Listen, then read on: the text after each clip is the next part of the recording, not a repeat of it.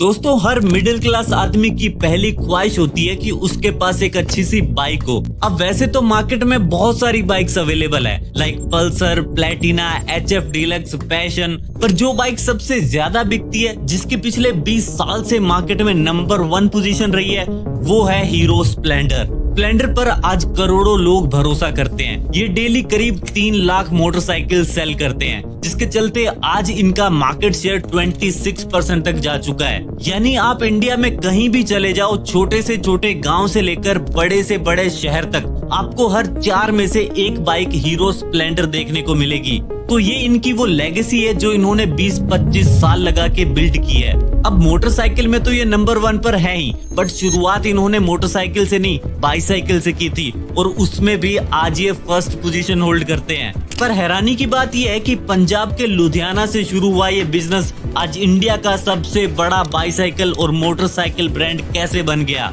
साथ ही जानेंगे कि ये बिजनेस शुरू किसने किया, कैसे इन्होंने स्प्लेंडर को घर घर तक पहुंचाया, और इनकी वो कौन सी स्ट्रेटजीज थी जिनकी वजह से स्प्लेंडर की सेल्स हर साल बढ़ती ही जा रही है। तो ये सब कुछ हम आज की इस वीडियो में जानने वाले हैं।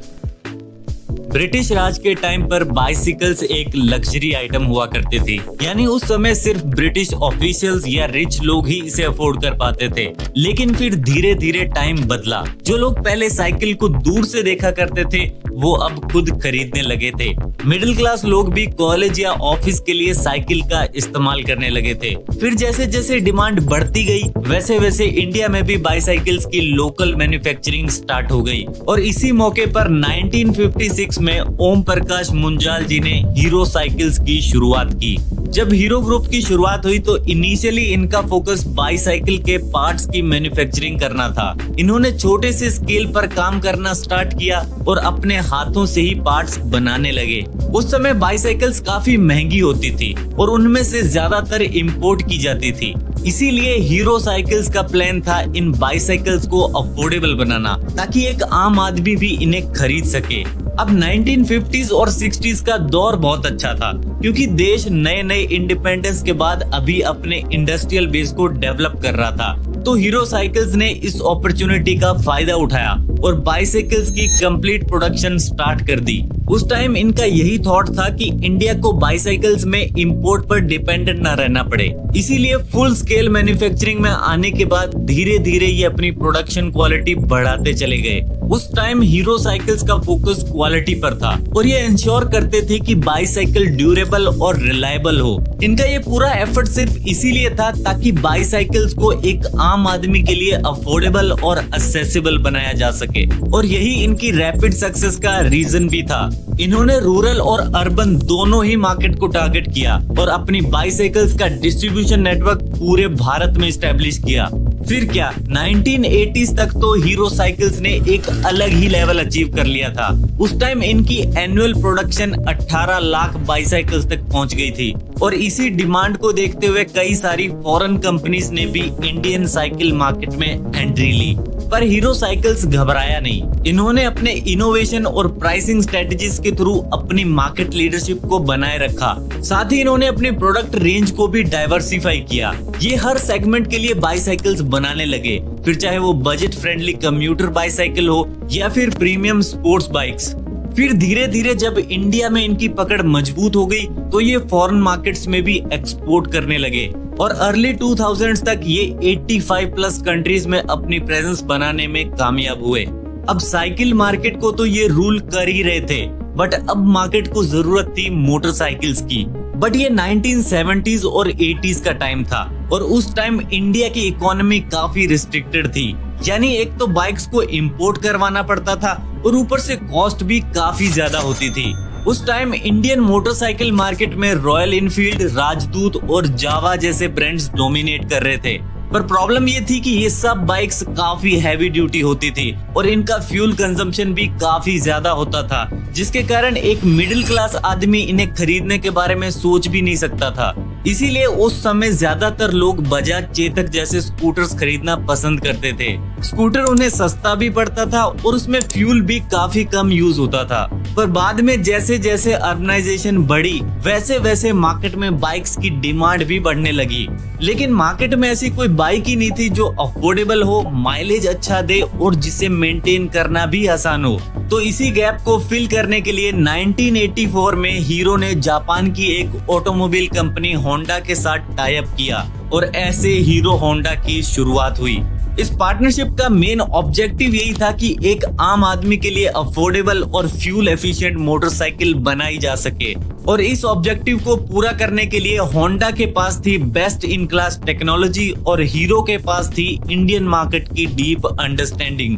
तो यही सोच के हीरो होंडा मोटर्स ने मोटरसाइकिल पर काम करना स्टार्ट किया और मात्र 1 साल बाद इन्होंने अपना पहला मोटरसाइकिल CD100 लॉन्च कर दिया। अब ये बाइक लोगों को इतनी पसंद आई कि मार्केट में एक रेवोल्यूशन आ गया। हर कोई इस बाइक को खरीदना चाहता था और ऐसा इन 3 रीजंस की वजह से हो रहा था। पहला तो ये कि इस बाइक का माइलेज बाकी बाइक्स के मुकाबले काफी अच्छा था और इसकी टैगलाइन भी थी fill it, shut it and forget it, जिसके चलते हीरो होंडा ने लोगों के दिमाग में ये परसेप्शन बना दिया कि इस बाइक का फ्यूल का खर्चा बहुत कम होने वाला है, जो कि उस वक्त हर मिडिल क्लास आदमी का सपना था। तो इसीलिए लोग इस बाइक के लिए पागल हो रहे थे। इसके बाद दूसरा रीजन था अफोर्डेबल प्राइसिंग। लॉन्च के टाइम CD100 का प्राइस 15-20 हजार के आसपास था। अब अगर किसी को 70-80 किलोमीटर पर लीटर की माइलेज वाली बाइक इतने अफोर्डेबल प्राइस पर मिलेगी तो अगला तो डिमांड करेगा ही। तो ये भी एक रीजन था इसकी बढ़ती डिमांड का। इसके बाद तीसरा रीजन था ट्रस्ट एंड रिलायबिलिटी। उस टाइम होंडा की इंजन्स की क्वालिटी दुनिया भर में फेमस थी। इनकी बाइक्स काफी रिलायबल और ड्यूरेबल होती थी। लोगों को ये पता था कि एक बार हीरो होंडा की मोटरसाइकिल ले ली तो फिर 5-10 साल कोई टेंशन लेने की जरूरत नहीं है। और इन्हीं रीजंस की वजह से हीरो होंडा अपनी पहली ही बाइक के साथ मार्केट में सॉलिड पोजीशन पर आ गया। फिर इसके बाद इन्होंने बहुत सारी रिसर्च और कैलकुलेशन की, ये समझने के लिए कि अब मार्केट को चाहिए क्या, और बहुत टाइम स्पेंड करने के बाद फाइनली 1994 में इन्होंने हीरो स्प्लेंडर को लॉन्च किया। अब स्प्लेंडर अपने आप में एक बहुत ही यूनिक और पावरफुल प्रोडक्ट था। इस बाइक में इन्होंने कुछ ऐसा कर दिया जिसकी वजह से ये मार्केट में इंस्टेंट हिट बन गई और फिर तब से लेकर आज तक ये नंबर 1 पोजीशन के साथ इंडियन मोटरसाइकिल मार्केट को डोमिनेट कर रही है। पर सोचने वाली बात यह है कि स्प्लेंडर में इन्होंने ऐसा क्या खास कर दिया जो ये हर किसी की पहली पसंद बन गई। चलो जानते हैं। फर्स्ट है फ्यूल एफिशिएंसी। हीरो स्प्लेंडर की सबसे बड़ी क्वालिटी थी इसका माइलेज। जब स्प्लेंडर को लॉन्च किया गया तो लोगों का फ्यूल प्राइसेस को लेकर एक मेजर कंसर्न था और स्प्लेंडर 80 किलोमीटर पर लीटर की माइलेज दे रहा था, जिसके कारण बहुत सारे मिडिल क्लास लोग इसकी तरफ अट्रैक्ट हुए।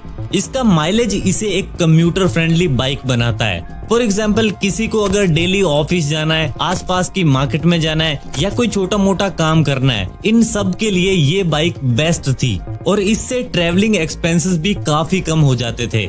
साथ ही जो लोग रूरल या सेमी अर्बन एरियाज में रहते हैं जहां फ्यूल अवेलेबिलिटी की आज भी लोगों को प्रॉब्लम फेस करनी पड़ती है, वहां भी स्प्लेंडर ने अपनी जगह बनाई। नॉर्मली देखें तो रूरल एरियाज में पेट्रोल पंप्स विलेजेस से काफी दूर होते हैं, ऐसे में डेली फ्यूल फिल करवाना पॉसिबल नहीं हो पाता। इसीलिए हीरो स्प्लेंडर यहाँ रामबाण साबित हुई, क्योंकि ये बाइक फ्यूल पे चलती तो थी पर लगता ऐसे था जैसे कोई फ्यूल कंजम्पशन ही नहीं हो रही।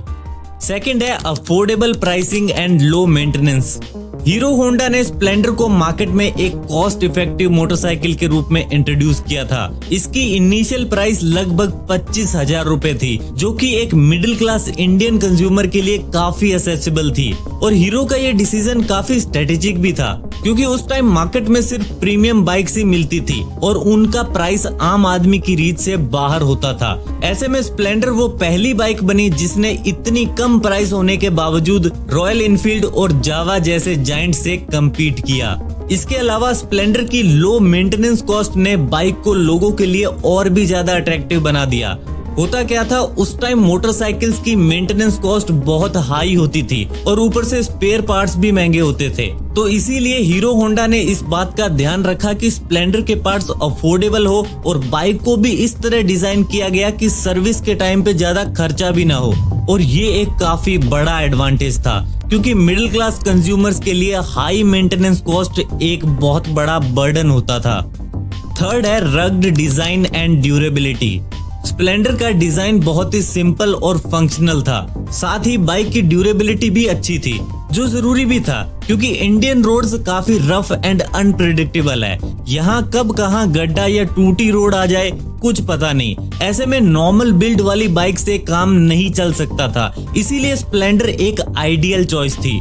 इस बाइक की रग्ड बिल्ड क्वालिटी और सिंप्लिसिटी ने इसे एक रिलायबल कम्यूटर बनाया। इसका डिजाइन ऐसा था कि कोई लोकल मैकेनिक भी इजीली इसकी सर्विस कर सकता था। अब ये चीज हाई एंड बाइक्स में पॉसिबल नहीं थी क्योंकि उन बाइक्स का स्ट्रक्चर ही बहुत कॉम्प्लिकेटेड होता था, तो ये भी एक बड़ा एडवांटेज था स्प्लेंडर के पास। और आगे चलकर इसी ड्यूरेबिलिटी के दम पर स्प्लेंडर ने रूरल और सेमी अर्बन मार्केट्स में भी अपना डोमिनेंस बनाया। इसके बाद फोर्थ है ब्रांड वैल्यू। हीरो का नाम ही एक ब्रांड है।